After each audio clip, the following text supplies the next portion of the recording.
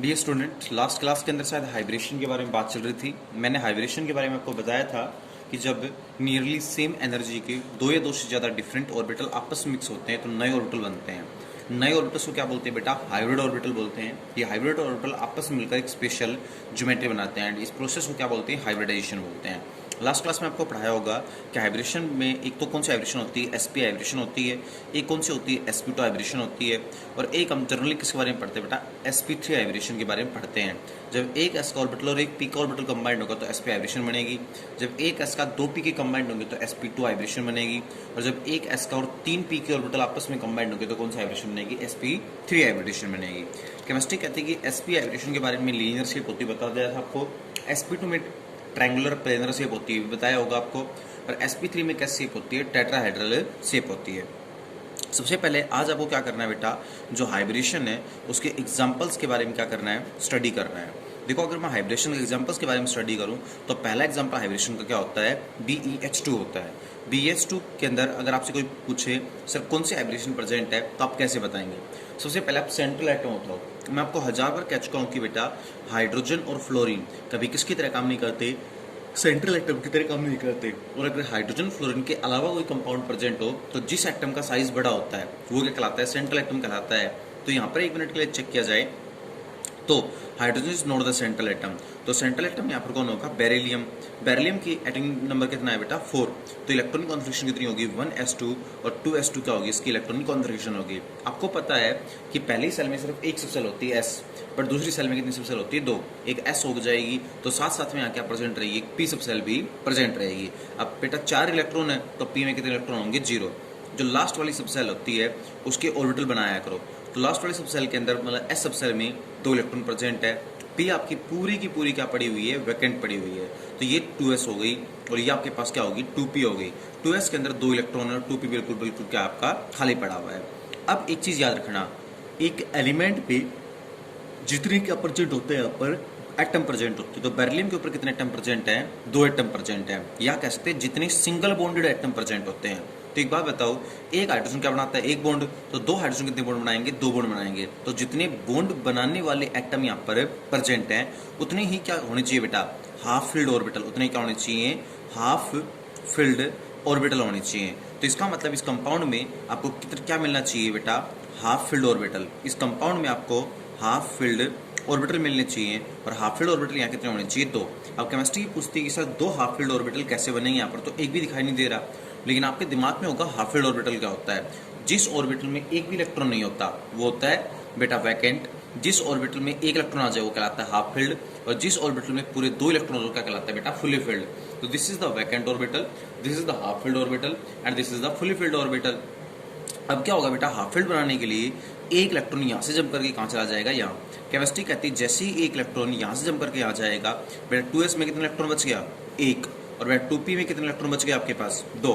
तो 2s में 1 electron और 2p में कितने इलेक्ट्रॉन है? 2 इलेक्ट्रॉन है। अब आपको 2 ही यहाँ पर सिंगल बॉन्ड प्रेजेंट है और 2 ही बॉन्ड बनाने वाले आपको क्या चाहिए? एटम चाहिए। तो इसका मतलब क्या होगा बेटा? यहाँ पर ये दोनों के दोनों क्या करेंगे?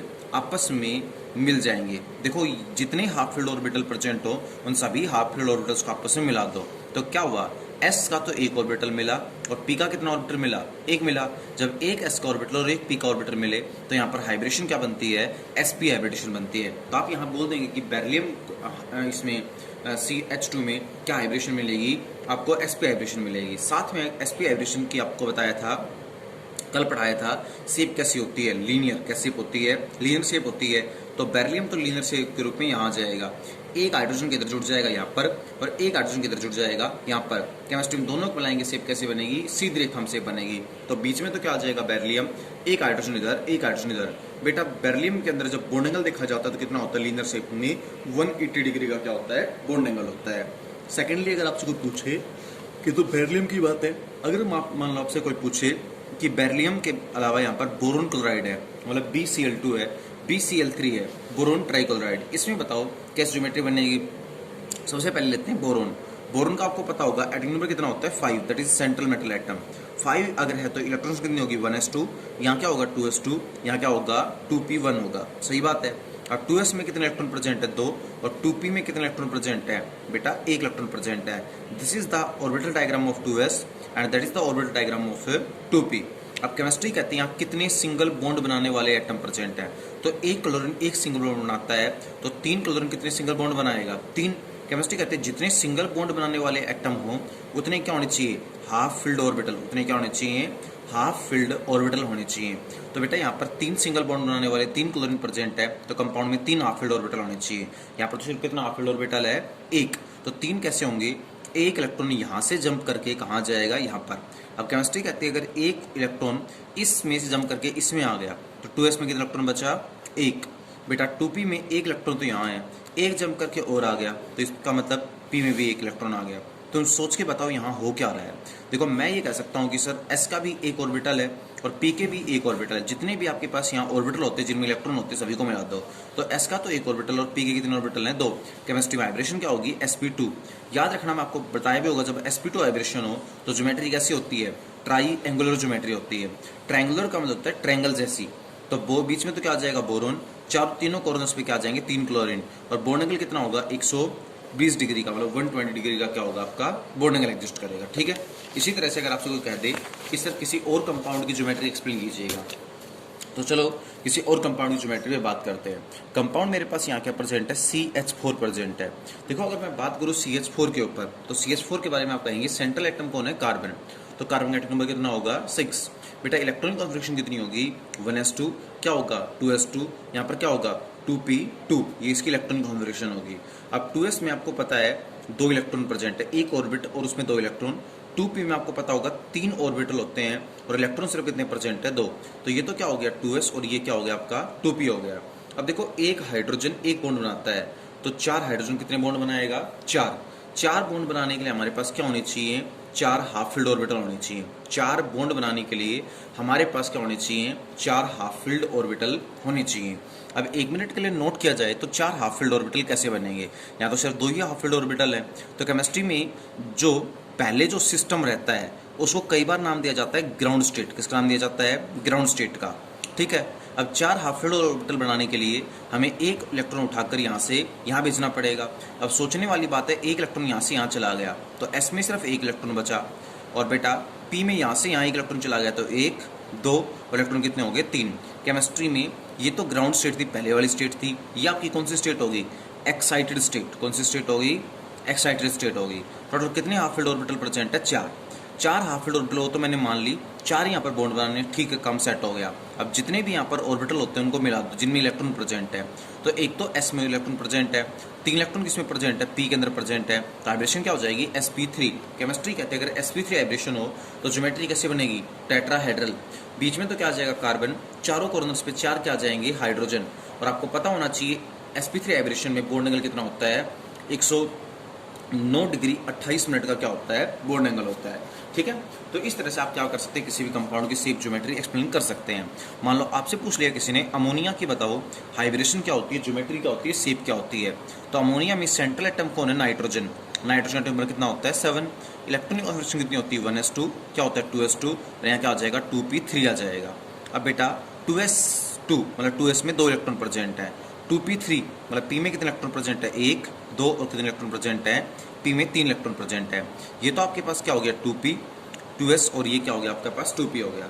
अब एक हाइड्रोजन एक बॉन्ड बनाता है तो 3 हाइड्रोजन कितने बॉन्ड बनाएंगे 3।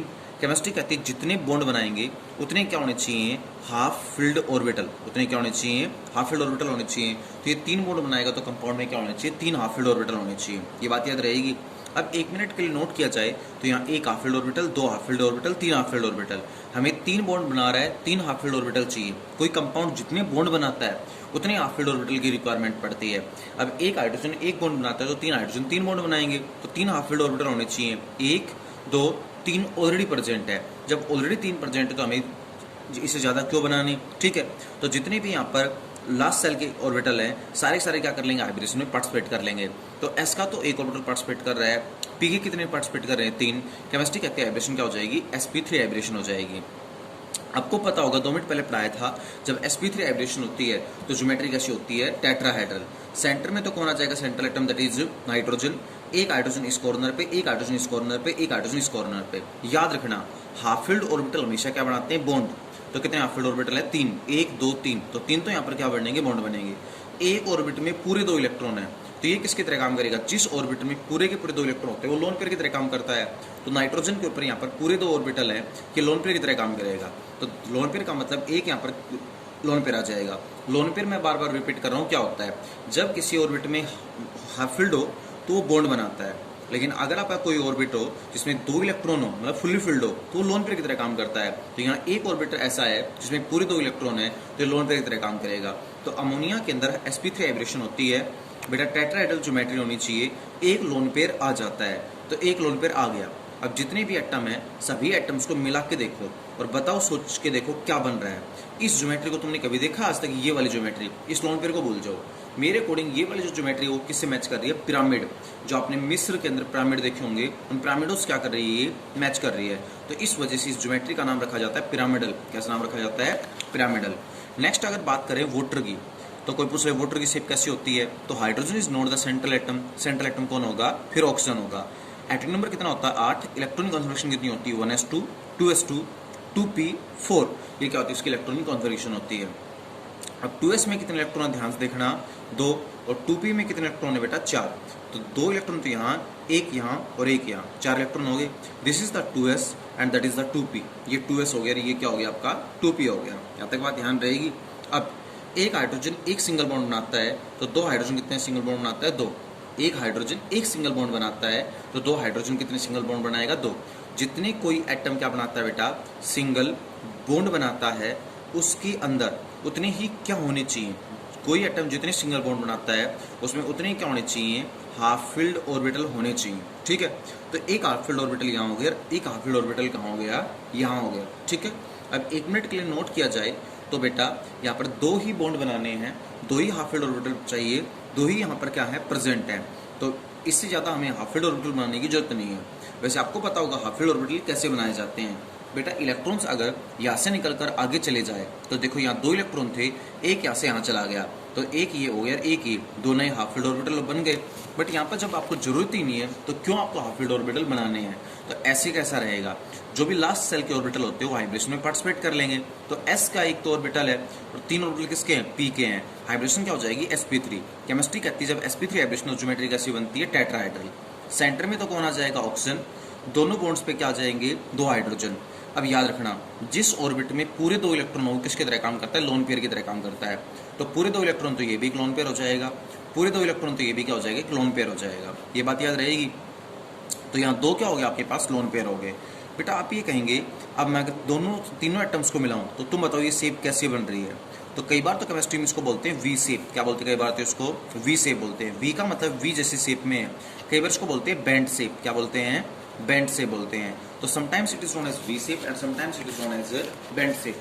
कई बार इसको वी शेप बोलते हैं, कई बार इसको क्या बोलते हैं, बेंड शेप बोलते हैं। हो जाएगा। नेक्स्ट देखिएगा, अगर इसके बाद ये कुछ कंपाउंड्स हैं, लेकिन बेटा जरूरी नहीं हर बार sp हाइब्रेशन हो। अब कुछ सुन लो, जब किसी कंपाउंड में sp हाइब्रेशन होती है तो 2 मिनट पहले बताया था ज्योमेट्री कैसी होती है, लीनियर। देखो sp का मतलब एक s का ऑर्बिटल और एक p का ऑर्बिटल। जब ये 2 ऑर्बिटल मिलेंगे तो 2 नए ऑर्बिटल बनेंगे। नए ऑर्बिटल को क्या बोलते हैं, हाइब्रिड ऑर्बिटल बोलते हैं। और ये आपने पढ़ा था हाइब्रिड ऑर्बिटल की शेप ऐसी होती है, एक छोटी लो और एक क्या होती है, बड़ी लो। ठीक है, 2 हाइब्रिड ऑर्बिटल बनेंगे तो दोनों आपस में मिलकर क्या बनाते हैं, इस तरह की शेप बना लेते हैं। दोनों को मिलाऊंगा तो ये बनेगा, इसको केमिस्ट्री में क्या कहते हैं, लीनियर शेप। क्या बोलते हैं, लीनियर। तो जब भी sp वाइब्रेशन हो लीनियर शेप बनती है। बेटा यहाँ से यहाँ तक इसको मिलाऊंगा तो एंगल कितने डिग्री का आएगा, 180 डिग्री का बॉन्ड एंगल आता है। ठीक है, तो लीनियर शेप होगी, ऐसी ज्योमेट्री बनेगी और 180 डिग्री का बॉन्ड एंगल होगा। फिर अगर तुमसे कोई पूछ रहे सर बताओ sp2 वाइब्रेशन होगी तो क्या होगा, तो आपको पता है जब एक तो s का ऑर्बिटल और 2 p के ऑर्बिटल आपस में कंबाइंड होते हैं तो sp2 वाइब्रेशन बनती है। जब 3 कंबाइंड होंगे, 2 p के 1 s का, तो 3 ही नए बनेंगे। 3 नए का मतलब कैसे अरेंज होंगी, 2 तो क्या आ जाएंगे बेटा, एक ऊपर आ जाएगा और 2 आपके क्या आ जाएंगे, इस तरह से, एक यहाँ पर और एक यहाँ पर नीचे आ जाएंगे। तीनों को अगर मैं मिला दूंगा तो ज्योमेट्री कैसी बनेगी आपकी, ट्रायंगुलर। कैसी ज्योमेट्री बनेगी आपकी, ट्रायंगुलर ज्योमेट्री बनेगी। Triangular geometry.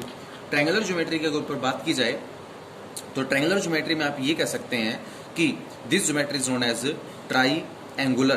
केमिस्ट्री कहती है कि सर यहाँ पर बॉन्ड एंगल कितने डिग्री का होगा, 120 डिग्री का बॉन्ड एंगल होगा। फिर अगर आपसे 5 मिनट पहले पढ़ा है, अगर sp3 वाइब्रेशन होती है तो एक s का और 3 p के ऑर्बिटल आपस में मिलेंगे और 4 मिलकर क्या बनाएंगे, 4 नए ऑर्बिटल बनाएंगे। ये 4 नए ऑर्बिटल किस तरह से अरेंज होते हैं, ये कहते हैं बेटा ये 4 नए ऑर्बिटल इस तरह से क्या होते हैं, अरेंज होते हैं। देखो 1 2 3 4 सभी को मिलाएंगे तो शेप क्या बनेगी, टेट्राहेड्रल। कैसे बनेगी, टेट्राहेड्रल शेप बनेगी। और बॉन्ड एंगल कितना होता है, 109 डिग्री 28 मिनट का क्या होता है, बॉन्ड एंगल होता है। अब आगे भी कुछ हाइब्रेशंस होती हैं। अगर हाइब्रेशन हुई sp3d, अगर हाइब्रेशन कैसे हुई, sp3d हाइब्रेशन हुई तो ज्योमेट्री कैसी बनती है, ट्राईएंगुलर बाईपिरामिडल। कैसी ज्योमेट्री बनती है, ट्राईएंगुलर बाईपिरामिडल ज्योमेट्री बनती है। ट्रायंगुलर बाईपिरामिडल का मतलब होता है एक तो ट्रायंगल, ठीक है, एक पिरामिड ऊपर एक पिरामिड नीचे, that is known as triangular bipyramidal geometry बनती है, ठीक है बेटा। अगर आपके पास याद रखना sp3d2 हाइब्रेशन हुई तो ज्योमेट्री कैसी बनेगी, सुकेयर के एक पिरामिड ऊपर अगर एक पिरामिड नीचे होगा क्या कहलाएगी, इसको बोलते हैं सुकेयर बाईपिरामिडल। सुकेयर बाईपिरामिडल बोलते हैं। प्लस सुकेयर पहले क्या बनेगा, सुकेयर बनेगा। सुकेयर के एक तो पिरामिड ऊपर होगा, सुकेयर के एक पिरामिड क्या होगा, नीचे होगा। मैं इसको पिरामिड क्यों बोल रहा हूँ, ऊपर वाले से चारों कॉर्नर्स को मिला के देखो, आपके पास ऊपर एक पिरामिड बन रहा है, ठीक है। ऐसे नीचे मिलाओगे तो नीचे भी क्या बन जाएगा, एक पिरामिड बन जाएगा। तो सुकेयर कितने पिरामिड है, 2, तो केमिस्ट्री में ज्योमेट्री बोलते हैं सुकेयर बाईपिरामिडल। तो sp3d जब वाइब्रेशन होगी तो ट्रायंगुलर बाईपिरामिडल, sp3d2 होगी तो सुकेयर बाईपिरामिडल, ठीक है। अगर sp3d3 वाइब्रेशन होगी तो केमिस्ट्री कहती है ज्योमेट्री बनेगी पेंटागोनल बाईपिरामिडल। कैसी बनेगी, पेंटागोनल बाईपिरामिडल। पहले आप ये बताओ पेंटागोनल का मतलब क्या होता है, तो आपको पता होगा पेंटागोन का मतलब होता है ज्योमेट्री की शेप कैसी होगी, पेंटागोन जैसी शेप होगी। अब आपको अच्छी तरह से पता होगा पेंटागोन ऐसी होती है और एक पिरामिड ऊपर एक पिरामिड नीचे, इसको बोलते हैं पेंटागोनल बाईपिरामिडल, ठीक है। और अगर आपके पास ज्योमेट्री हुई dsp2, अगर हाइब्रेशन क्या हुई, dsp2, यहाँ है sp3d और यहाँ है dsp2, तो ज्योमेट्री बनेगी सुकेयर। क्या ज्योमेट्री बनेगी, सुकेयर जैसी। तो आपकी ज्योमेट्री बनेगी सुकेयर प्लेनर, सुकेयर ज्योमेट्री बनेगी। तो देखो अलग अलग हाइब्रेशन में अलग अलग ज्योमेट्रीज बनती हैं। अगर sp हाइब्रेशन हुई तो लीनियर, sp2 हुई तो ट्रायंगुलर, sp3 हुई तो टेट्राहेड्रल, sp3d हुई तो ट्रायंगुलर बाईपिरामिडल, sp3d2 हुई तो स्क्वायर बाईपिरामिडल, sp3d3 हुई तो पेंटागोनल बाईपिरामिडल, dsp2 हुई तो स्क्वायर प्लेनर। अब मान लो अगर आपसे कोई पूछे कि सर ठीक है ये अलग अलग हाइब्रेशंस में अलग अलग ज्योमेट्री होती है, आप केमिस्ट्री की नोटबुक में टेबल बना लेंगे, लेकिन कोई पूछे कि कुछ एग्जांपल्स बता दीजिएगा, तो मैं एक काम करता हूँ, एक एग्जांपल इसके ऊपर बताता हूँ, बाकी आपको खुद करना है। मान लो मैंने यहाँ क्या ले लिया, PCl5 ले लिया और पूछा कि बताओ इसमें हाइब्रेशन और ज्योमेट्री क्या होती है। तो सेंट्रल एटम यहाँ कौन है, फोर्स, जिसका एटॉमिक नंबर कितना होता है, 15। इलेक्ट्रॉनिक कॉन्फिगरेशन बनाओगे तो क्या बनेगी, 1s2, 2s2, 2p6, यहाँ क्या हो जाएगा 3s2 और 3p3। अब लास्ट कौन सी सेल है, 3s2 3p3।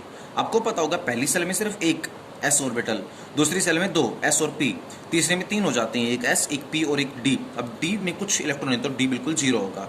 अब ध्यान से देखो बेटा, s में 2 इलेक्ट्रॉन है तो s में 2 इलेक्ट्रॉन बना दिए, p में 3 इलेक्ट्रॉन है तो 1 2 3 बना दिए, और d पूरा का पूरा आपका क्या पड़ा हुआ है, एम्प्टी पड़ा हुआ है, ठीक है। तो this is 3s, this is 3p and that is 3d।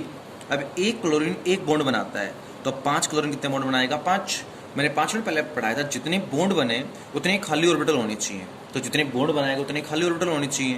तो यहाँ 5 खाली ऑर्बिटल होने चाहिए, 1 2 और 3 ही खाली हैं। तो 5 खाली बनाने के लिए क्या होगा, यहाँ से एक इलेक्ट्रॉन निकल के यहाँ जंप करके चला जाएगा, ठीक है। पहले जो स्टेट थी उसको बोलते हैं, मैंने पढ़ाया था ग्राउंड स्टेट, क्या बोलते हैं, ग्राउंड स्टेट बोलते हैं। अब एक इलेक्ट्रॉन यहाँ से यहाँ निकल के चला गया तो एस में तो 1 बचा, पी में आपके पास 3 हाफ फील्ड ऑर्बिटल हैं, और डी में क्या हो गया बेटा आपका 1 हाफ फील्ड ऑर्बिटल हो गया। सारे के सारे मिलेंगे तो एस का तो 1 मिल रहा है, पी के 3 मिल रहे हैं और डी का 1 मिल रहा है, sp3d। और केमिस्ट्री कहती है जब sp3d वाइब्रेशन हो तो ज्योमेट्री कैसी बनती है, ट्राईएंगुलर बाईपिरामिडल। ज्योमेट्री कैसी बनती है, ट्रायंगुलर बाईपिरामिडल। याद करो पीछे टेबल में वही बताया है, जब sp3d वाइब्रेशन हो ज्योमेट्री बनती है ट्रायंगुलर बाईपिरामिडल। ट्रायंगुलर बाईपिरामिडल होता कैसा है, तो एक तो ट्रायंगल, एक पिरामिड ऊपर एक पिरामिड नीचे, तो फॉस्फोरस तो यहाँ आ जाएगा, 1 chlorine 2 chlorine 3 chlorine 4 chlorine 5 chlorine, और ट्रायंगुलर बाईपिरामिडल क्या होगी, शेप होगी। Thank you.